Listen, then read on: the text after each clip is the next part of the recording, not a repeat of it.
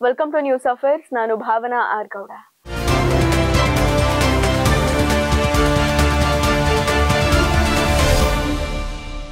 ಯೋಚನೆ ಮಾಡಿ, ಭಾರತ ಮತ್ತು ಪಾಕಿಸ್ತಾನ, ಅದ್ರ ಜೊತೆ ಚೀನಾ ಮತ್ತು ರಷ್ಯಾ ಒಂದೇ ವಿಷಯಕ್ಕಾಗಿ ಜೊತೆಯಾಗಿದ್ದಾರೆ ಅಂದ್ರೆ ನಿಮಗೆ ನಂಬೋಕಾಗುತ್ತಾ? ದೇರ್ ಇಸ್ ನೋ ಆಪ್ಷನ್, ನಂಬಲೇಬೇಕು. ಅಫ್ಘಾನಿಸ್ತಾನದ ಒಂದು ಮಿಲಿಟರಿ ಬೇಸ್ ಅಂದ್ರೆ ಒಂದು ವಾಯುನೆಲೆ ಇವತ್ತು ಈ 4 ಪರಮಾಣು ಶಕ್ತಿಗಳನ್ನ ಒಟ್ಟಿಗೆ ನಿಲ್ಲೋ ಹಾಗೆ ಮಾಡಿದೆ. ಆ ವಾಯುನೆಲೆಯ ಹೆಸರು ಬಗ್ರಾಮ್. ಏನಿದು ಬಗ್ರಾಮ್ ವಾಯುನೆಲೆ?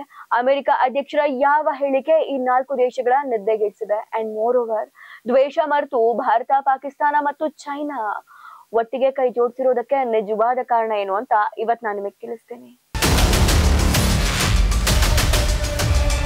ಬಗ್ರಾಮ್ ಈ ಹೆಸರು ಕೇಳಿದ ತಕ್ಷಣ ನಿಮ್ಮ ಕಣ್ಮುಂದೆ ಬರ್ಬೇಕಾಗಿದ್ದು ಅಫ್ಘಾನಿಸ್ತಾನದ ಅತಿ ದೊಡ್ಡ ಮತ್ತು ಅತಿ ಮುಖ್ಯವಾದ ಅಮೆರಿಕನ್ ಮಿಲಿಟರಿ ಬೇಸ್. ಇದು ಅಫ್ಘಾನಿಸ್ತಾನದ ರಾಜಧಾನಿ ಕಾಬೂಲ್ನಿಂದ ಸುಮಾರು 50 ಕಿಲೋಮೀಟರ್ ದೂರದಲ್ಲಿದೆ. ಇದು ಕೇವಲ ರನ್ವೇ ಮಾತ್ರ ಅಲ್ಲ, ಇದು ಒಂದು ಕಾಲದಲ್ಲಿ ಒಂದು ಪುಟ್ಟ ನಗರದಂತಿತ್ತು. ಆಸ್ಪತ್ರೆಗಳಲ್ಲಿತ್ತು, ವೆಸ್ಟರ್ನ್ ಶೈಲಿಯ ಆಹಾರ ಮಳಿಗೆಗಳಿತ್ತು, ಜೈಲಿತ್ತು, 10,000 ಹೆಚ್ಚು ಸೈನಿಕರಿಗೆ ಬೇಕಾದ ಸೌಕರ್ಯ ಅಲ್ಲಿತ್ತು. 2001ರ ಭಯೋತ್ಪಾದನಾ ವಿರೋಧಿ ಯುದ್ಧದ ನಂತರ ಇದು ಅಮೆರಿಕದ ಪ್ರಮುಖ ಕಮಾಂಡ್ ಸೆಂಟರ್ ಆಗುತ್ತೆ. ಸುಮಾರು 2 ದಶಕಗಳ ಕಾಲ ಅಮೆರಿಕ ಈ ನೆಲೆಗೆ ಸುಮಾರು $30 ಬಿಲಿಯನ್ ಹಣವನ್ನ ಸುರಿದು ಅಭಿವೃದ್ಧಿಯನ್ನ ಪಡಿಸುತ್ತೆ. ಅಮೆರಿಕನ್ ಸೈನ್ಯದ ಪ್ರತಿಯೊಂದು ನಡೆಗೂ ಬಗ್ರಾಮ್ ಕೇಂದ್ರ ಬಿಂದುವಾಗಿತ್ತು. ಎಲ್ರಿಗೂ ಗೊತ್ತಿರೋ ಹಾಗೆ 2021ರಲ್ಲಿ ಅಮೆರಿಕ ಅನಿರೀಕ್ಷಿತವಾಗಿ ಅಲ್ಲಿಂದ ಕಾಲ್ ತೆಗೆಯುತ್ತೆ. ಅಮೆರಿಕನ್ ಸೈನಿಕರು ಹೊರಟು ಹೋದ ಕೆಲವು ಗಂಟೆಗಳಲ್ಲಿ ತಾಲಿಬಾನ್ ಬಂದು ಬಗ್ರಾಮ್ನ ಅಧಿಕಾರವನ್ನ ವಹಿಸಿಕೊಳ್ಳುತ್ತೆ.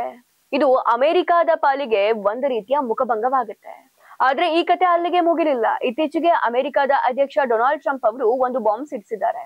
ಅದೇನಂದ್ರೆ, ಟ್ರಂಪ್ ನೇರವಾಗಿ ತಾಲಿಬಾನ್ಗೆ ಎಚ್ಚರಿಕೆಯನ್ನ ನೀಡ್ತಾ, ನಾವು ಈ ನೆಲೆಯನ್ನ ಉಚಿತವಾಗಿ ಕೊಟ್ಟಿಲ್ಲ, ಇದು ನಮಗ್ ಬೇಕೇ ಬೇಕು, ಬಗ್ರಾಮ್ ವಾಯುನೆಲೆಯನ್ನ ತಕ್ಷಣವೇ ಅಮೆರಿಕಕ್ಕೆ ಹಿಂದಿರುಗಿಸಿ, ಇಲ್ಲ ಆದ್ರೆ ಕೆಟ್ಟದಾಗುತ್ತೆ ಅಂತ ಹೇಳಿಕೆಯನ್ನ ನೀಡಿದ್ದಾರೆ.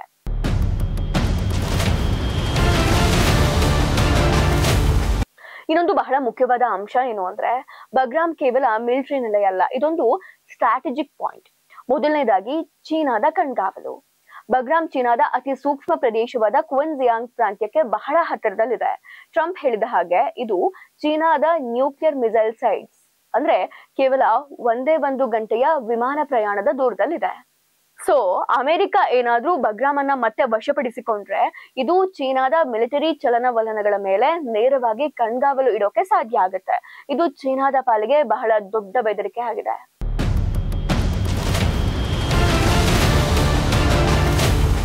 ಎರಡನೇದಾಗಿ ರಷ್ಯಾ ಮತ್ತು ಮಧ್ಯ ಏಷ್ಯಾದ ನಿಯಂತ್ರಣ.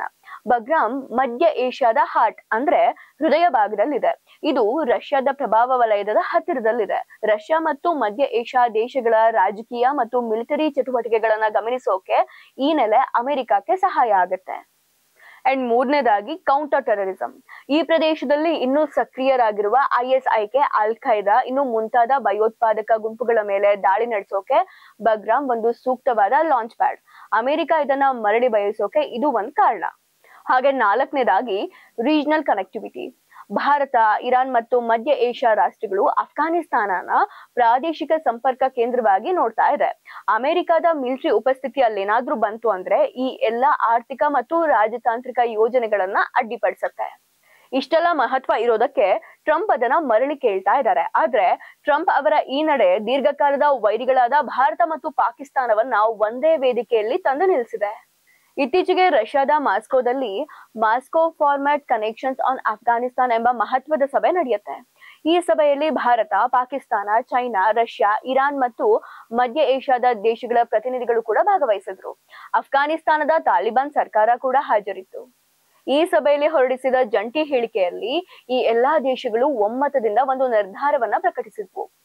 ಯಾವುದೇ ದೇಶಗಳು ತಮ್ಮ ಮಿಲಿಟರಿ ಮೂಲ ಸೌಕರ್ಯವನ್ನ ಅಫ್ಘಾನಿಸ್ತಾನದಲ್ಲಿ ಅಥವಾ ನೆರೆಯ ರಾಷ್ಟ್ರಗಳಲ್ಲಿ ನಿಯೋಜಿಸಲು ಪ್ರಯತ್ನಿಸುವುದನ್ನ ಒಪ್ಪೋದಕ್ಕೆ ಸಾಧ್ಯ ಇಲ್ಲ. ಯಾಕಂದ್ರೆ ಇದು ಪ್ರಾದೇಶಿಕ ಶಾಂತಿ ಮತ್ತು ಸ್ಥಿರತೆಯ ಹಿತಾಸಕ್ತಿಯನ್ನ ಪೂರೈಸೋದಿಲ್ಲ ಅಂತ.